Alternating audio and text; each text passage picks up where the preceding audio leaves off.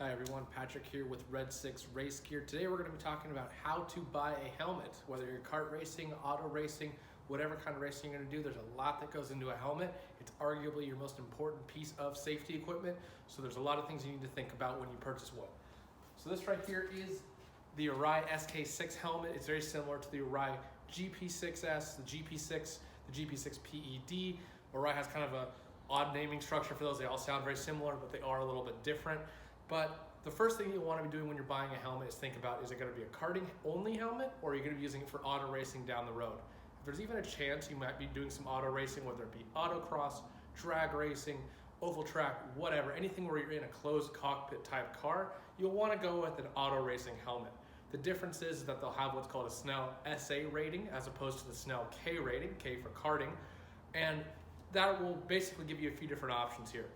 You'll notice the interior on a Snell SA helmet is going to be Nomex. So we won't really be able to tell that by looking at it, but it's going to be fireproof interiors, whereas karting is just not designed for that. It's designed to just be comfortable, keep you cool, all that kind of stuff. But they're a little bit less expensive because they don't have the Nomex lining in them. So this right here does not have Nomex. So this is just for karting. Another thing that they'll have is back here, you'll see there's actually nothing here on some of the other helmets. For example, this Bell Sport helmet might be a little hard to see, but there's a little screw hole right there. You'll unscrew that, and that will be where your port is for your Hans or other head and neck restraint device. So that way you can just attach your anchor right to it, and that way it becomes ready to attach straight to it. The karting helmets do not have that because you're not going to be using that sort of device in a go-kart. The auto racing helmets will be what you'll want for that sort of thing. So those are the two major differences. Other than that, they're very similar. This Arai, from outside looking in, doesn't look any different than the auto racing helmets, but you just got to be sure you know what you're getting. The trick to that is if you look inside the helmet and you pull back the inner liner on the head, you'll find a sticker in here. It'll be orange. If it's a Snell SA helmet, they're all in a little bit of a different place. So there it is. So see if we can see that there. Right there, might be a little hard to see, but there's an orange sticker that says SA 2015. That means this is an auto racing helmet. There's a blue sticker in the karting helmets that says K 2015. That's how you know that those are a karting helmet. They're all going to be somewhere in the top liner here. You can just pull it back a little bit. I can help show you where to find those if you're ever in store. And if you're ever at Bell or any of those places, they'll be able to show you where to find that sort of thing. Other than that, the helmets are all very, very similar. So that's the first step, karting versus auto racing. The second step is to think about what sort of car or kart you're going to be racing. This, for example, is a Bell Sport helmet. It pretty much works for everything. It's a pretty entry-level helmet. Doesn't have a whole ton of features on it, but it has a pretty nice wide open eye port. So if you're racing a car, it gives you a little bit better visibility. In a kart, kind of gives you a little bit more than you need. You'll notice the Arai has a very small eye port in comparison. Doesn't look like a huge difference, but it is when you're wearing it, because you don't need a huge eye port in a kart or in an open wheel car or anything like that where there's no roof above your head. The visibility is not such a big deal, and you're kind of looking more straight ahead because you're laying back a little bit more. In a closed cockpit car, like touring cars, stock car, you're sitting more straight up. You're going to be looking around a lot more. It's much closer wheel-to-wheel type competition. You're going to need to see where you're going a little bit better. You'll see there's not really any aerodynamics to this Bell Sport helmet, so it makes it a great entry-level helmet.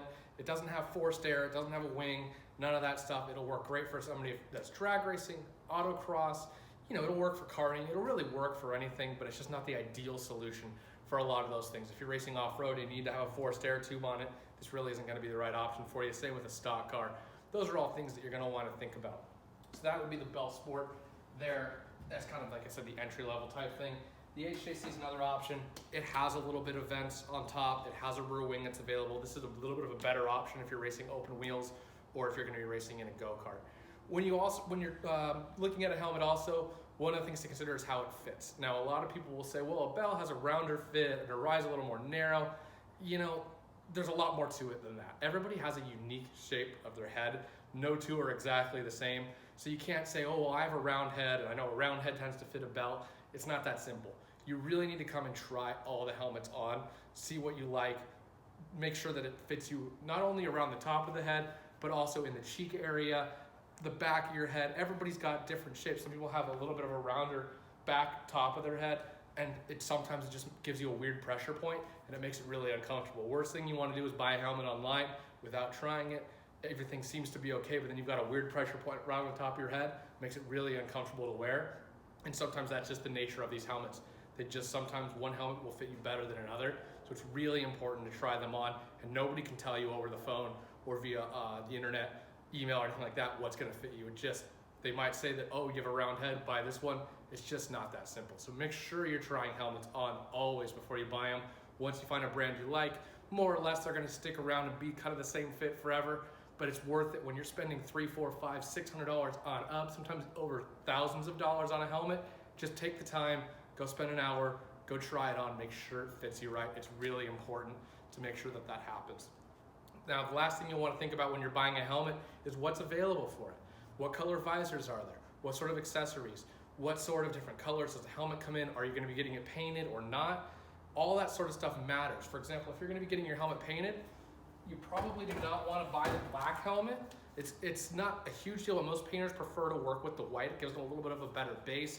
This they have to sand completely down, and it's going to be a little bit more expensive. It's going to take more time to get one of these black helmets painted. So if you're going to get it painted, stick with white. Even if you put like vinyl or anything to differentiate it until you get it painted, that's okay. The black helmets are just a little bit trickier to paint. So that's something to keep in mind.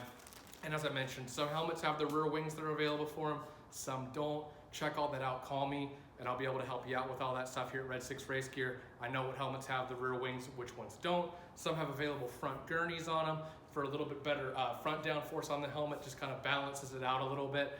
And it all depends on what you're racing. If you're gonna be racing a stock car, you're not gonna need to worry about that sort of stuff, but you will be worried about forced air. Some of the helmets have the ability to add on forced air, like the Arai auto racing helmets. We can just add on a plastic piece that grabs all around it and allows you to hook it up to that Parker pumper or forced air tube, and that's gonna give you what you need there. Some of the helmets have it, some don't. So there's a lot that goes into buying these helmets. The best thing you can do is come on down here. I'll be able to help you out, answer all your questions for you. It's not just a simple matter of going online and saying that helmet looks cool, I'm gonna buy that one. You do it, it might work out for you, but chances are there's gonna be something you didn't expect or something you didn't know about that helmet. So definitely, please always come try your helmet on before you buy it. So this has been Patrick with Red 6 Race Gear, talking to you a little bit about helmets, and by all means, if you have any questions about them, go ahead and give us a call. We'll be happy to help you out with that, and I'll look forward to seeing you again at our next video. Thanks.